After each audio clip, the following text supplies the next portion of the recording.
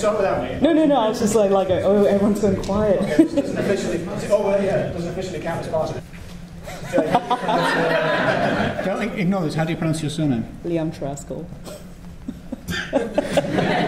Please join me in patronisingly welcoming Jade Leamcharaskul. Yep, that's right.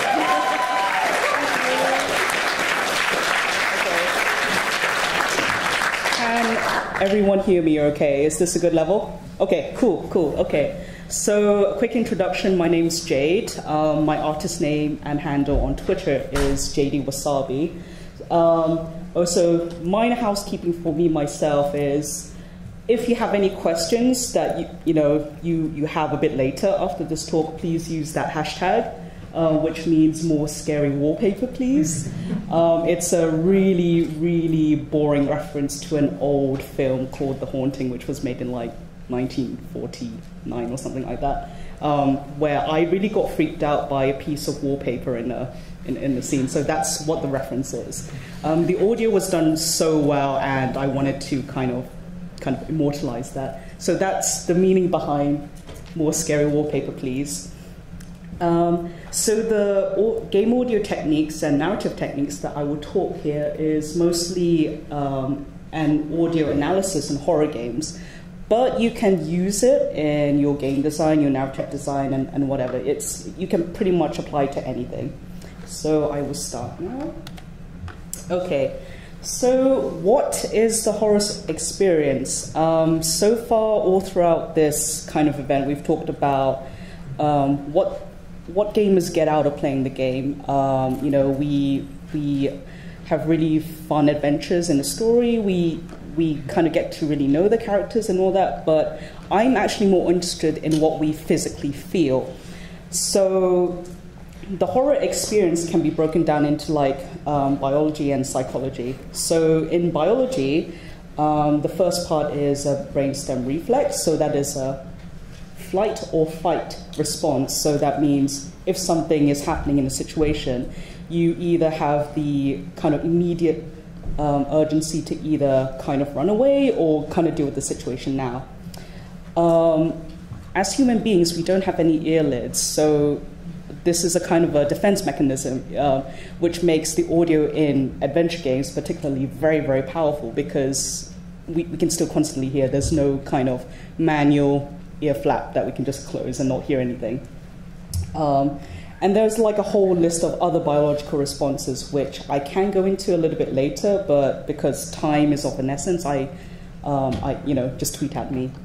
For the psychology aspect, there is the evaluative conditioning, which is mostly more into the sound design area. So say like you pick up a really good item, you hear a little sound effect, that's a good thing. If you get damaged and you hear like a sound effect to say like, you're getting damaged, you are slowly dying, that's a thing.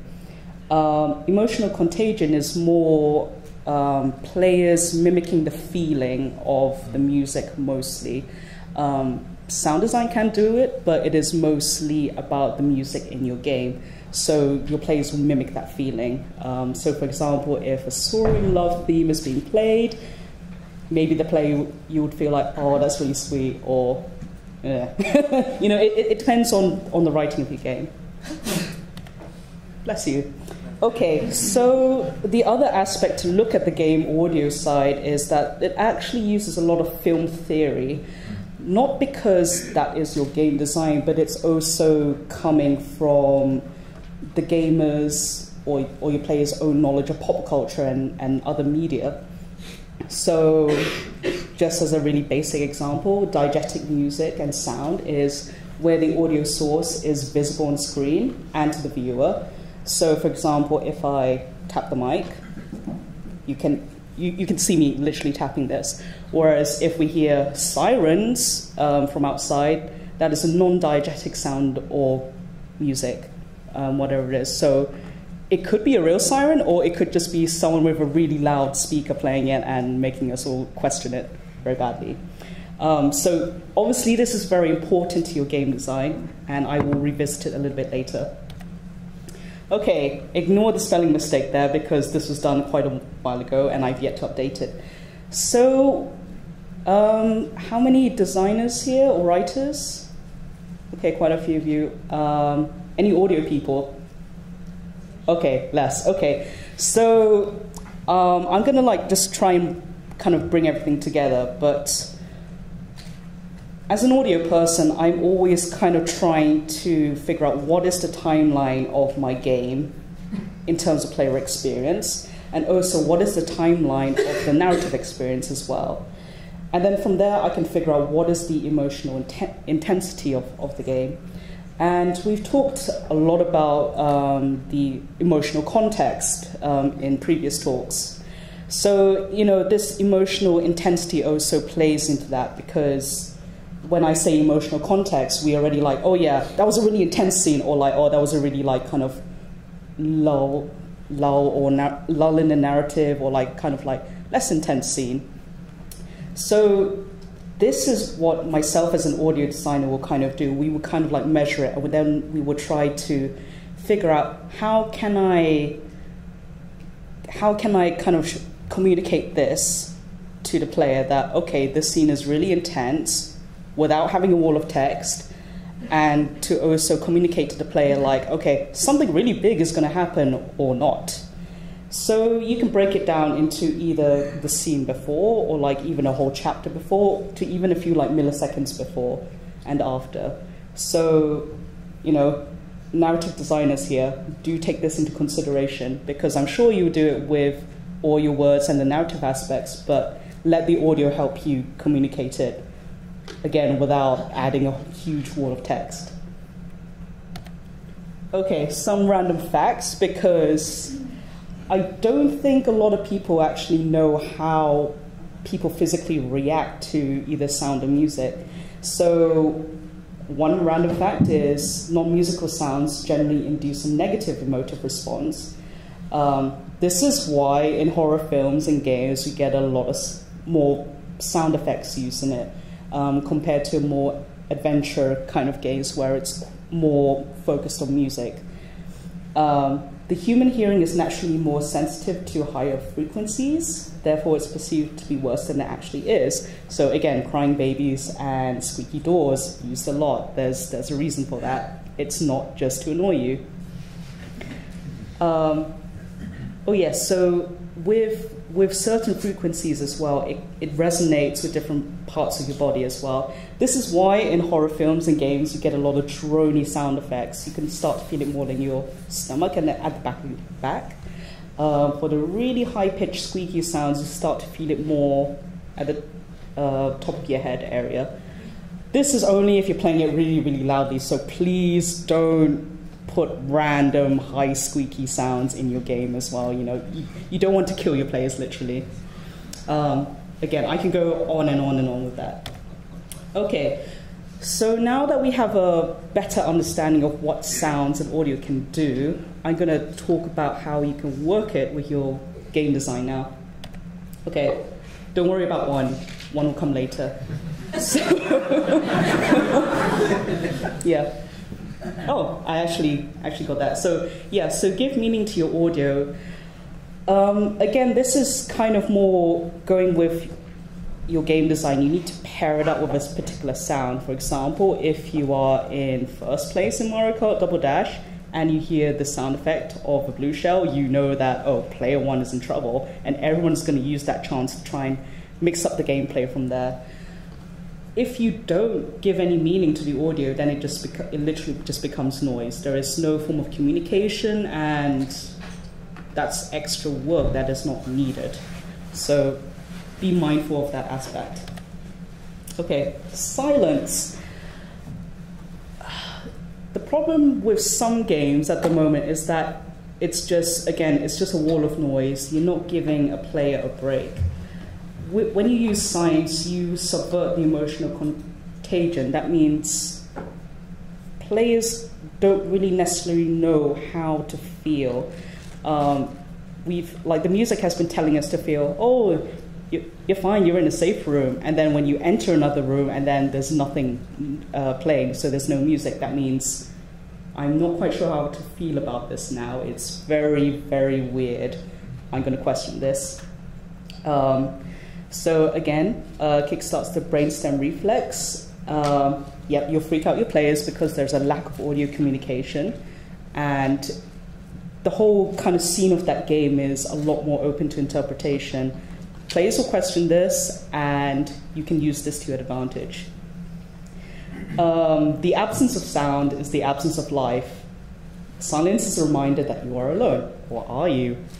That's a design thing. Silence technically has its own sound and creates the environmental space, e.g. room tones.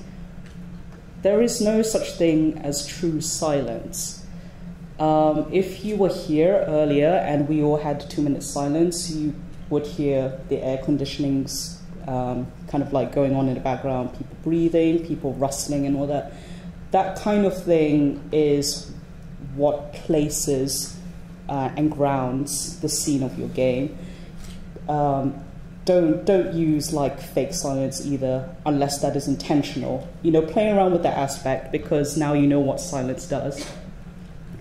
Any sound followed by silence is interpreted by the brain to be bigger than it is, which creates a bigger and more lasting impression. The reverse is also true. Again, give your ears a break, and the audio aspect will make your narrative a lot more impactful for your work. Cool. Okay.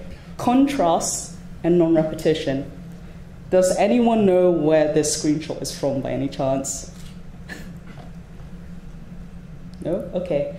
So this is actually a screenshot from the making of in Silent Hill 2. Akira Yamaoka actually made like over 100 different sound effects just for the footsteps of the main character.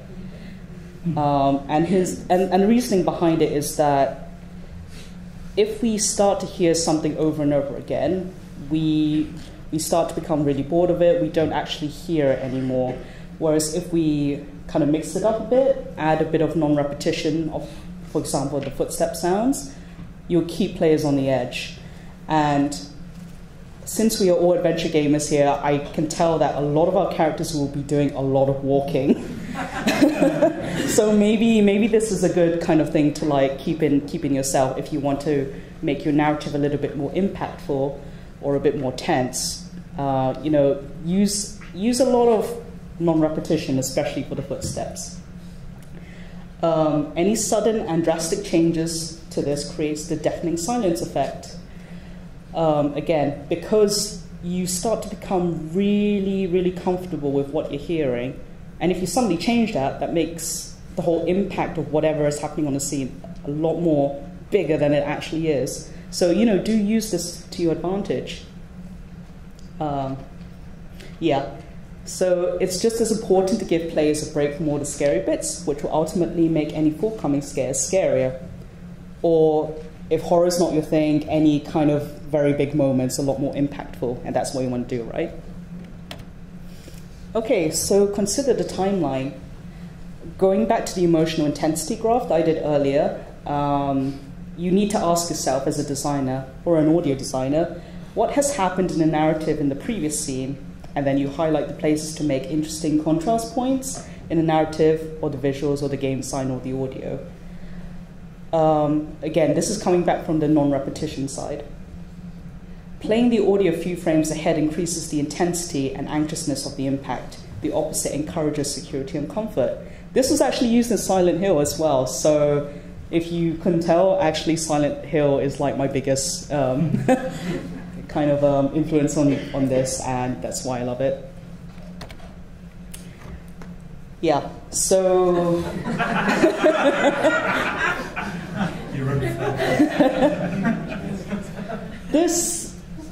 I remember playing this scene for the first time ever, and nothing happened for ages. I was just walking down this really long path with lots of fog, and all I could hear was just all these really weird sounds happening. I had no idea where it was coming from, and that made me feel really anxious and really questioning, like, is this the right way? Am I doing this right?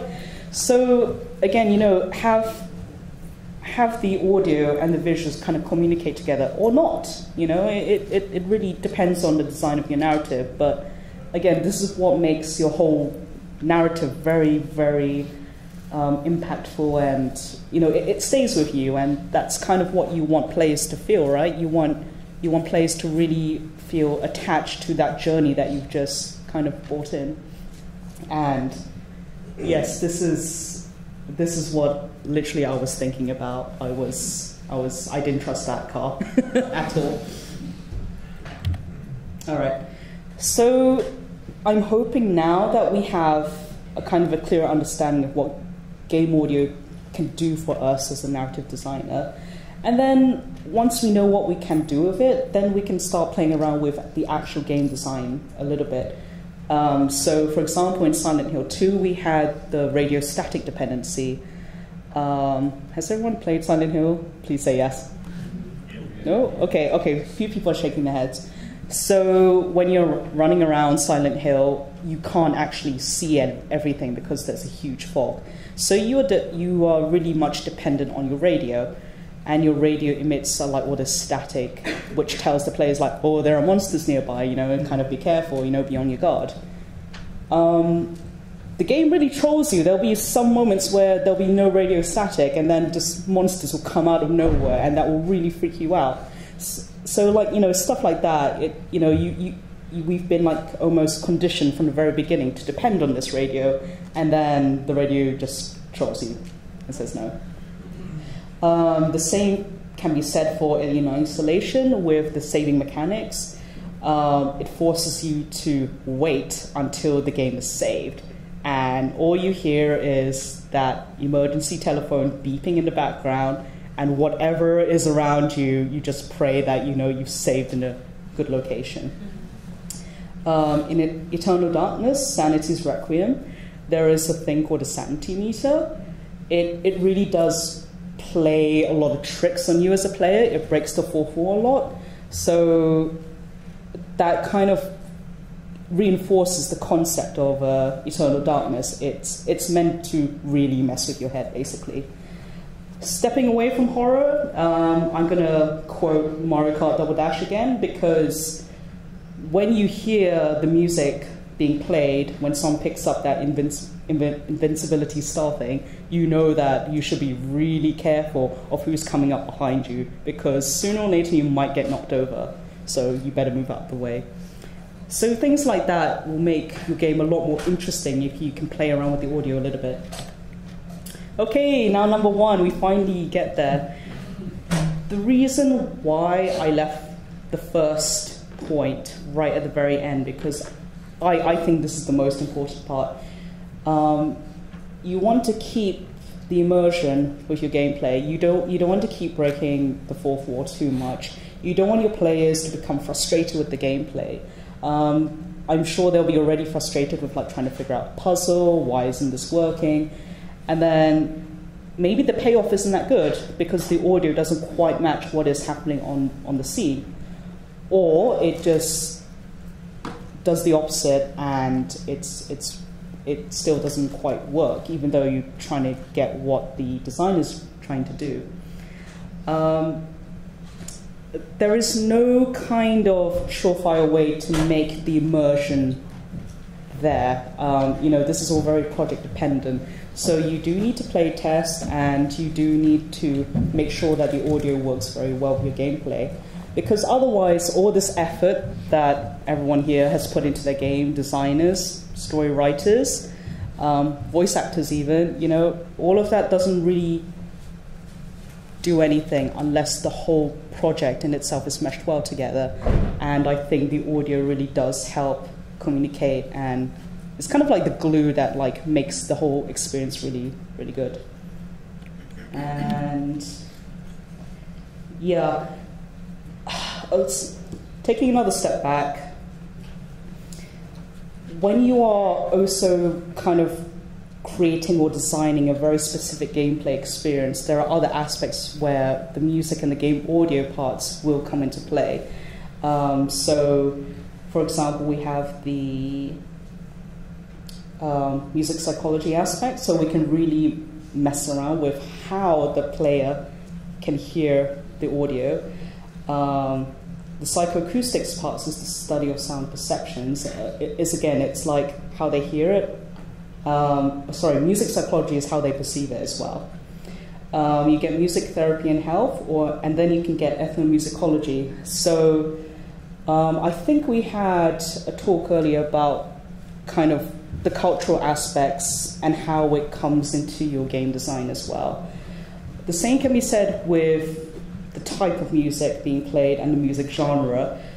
If you want to keep the immersion well with your game design, you want to at least have the correct type of music playing, or at least the correct time period within the gameplay, and you want the music to reflect that, because otherwise the immersion is broken and all that hard work that you've done is just kind of just gone into the bin, right? Yeah, and I think, oh yeah, that's it.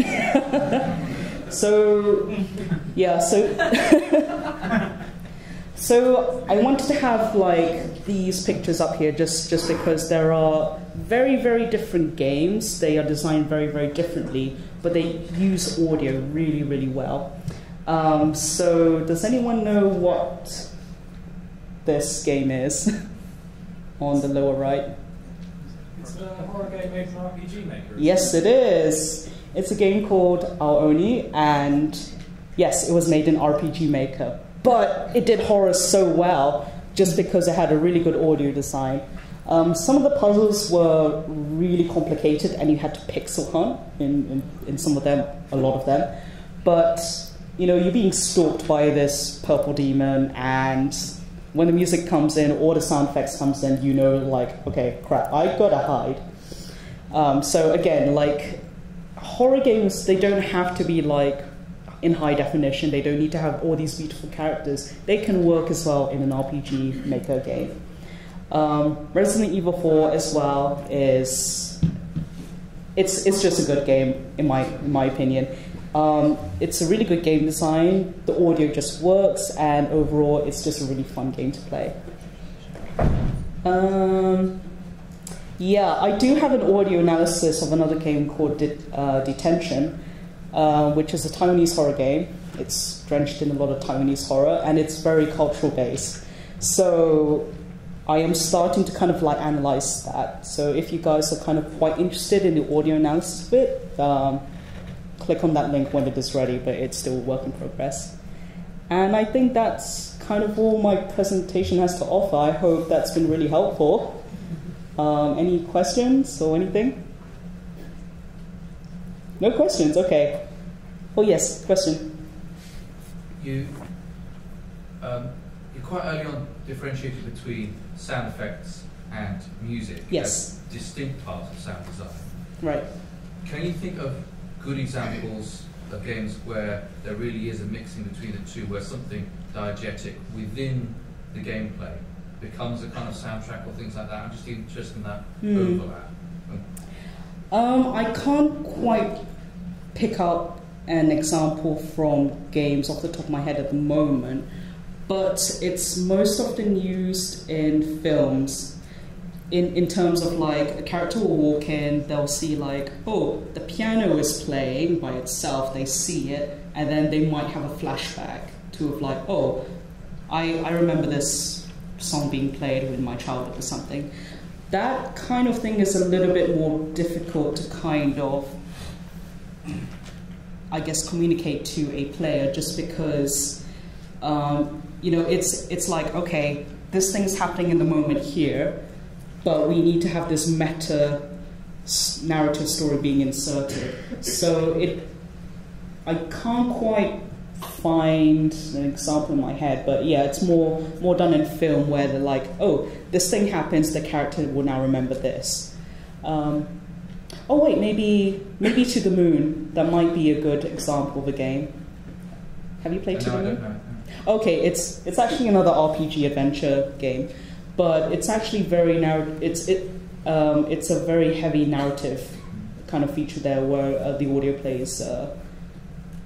Yes, it does play a large part in that. Thank you. Yeah, so maybe try that. there is the sync level in Fest. Sorry? It's a bonus level in Fest. Oh, okay. So it's called Sync. Sync. It's Oh, got okay. integrated the music and the gameplay. Ah, okay. Oh, I played Fez like so many years ago, so I can't actually remember that level, but I will get back to you to that. There was Bioshock Infinite as well. Oh yeah, yeah. Where all the gramophones as you walk around, they're the create a soundtrack for the room as you walk in. Oh, okay, yeah. Often they take things like classic 80s tunes, but do them in the style of steampunk Victorian London. Oh, again, like I played it, I just don't remember it. So yeah, maybe that might be another game to I check missed that out. title. But Bioshock Infinite, is that correct? Oh, okay. Yeah, Bioshock Infinite. Life is Strange Yeah. plays quite well. Okay. Sorry? Life is Strange plays quite well. A lot of music. Oh. Listens to, she put her headphones on and that's the soundtrack seeds into her listening to it. And like that. Oh yeah, so again, but that's like a kind of a montage thing. You're not actually playing too much? You kind of are, because you're wandering around with listening to it's integrated quite nicely. Oh, okay. Is that the second episode or the first episode? Okay. Again, I played it, but I just can't remember it. Like maybe because I'm standing up here on stage and I'm like mind blanking at the moment. We have time for one more question. Yes, right at the back. So in recent years, more now we're seeing a progression in procedure-generated sound in games. Yeah. And part of the focus of that is efficiency. But do you have a view on how that can make enrich the experience and plausibility, or the things you sort of mentioned? Do you have much experience that will have you? So the question is like how does it change basically, or? The cascade for procedure-generated sound in games. I think it is very interesting. It is very difficult to do well, I think, because with procedurally generated levels in games and audio, it's like you need to write in a certain way that means that, okay, in the next 2 seconds or the next 2 bars, you know, we don't know what's going to happen. Like myself as a composer, I meant to write music to literally mimic or copy the actions of the player happening on screen. Yeah, I don't know what you're going to do. So yes, it's doable, but it's very difficult for it to be done well based on the game design. But if you can do it, do it. But you just need to like really sit down and figure it out. And I think that's it. Well, thank you everyone.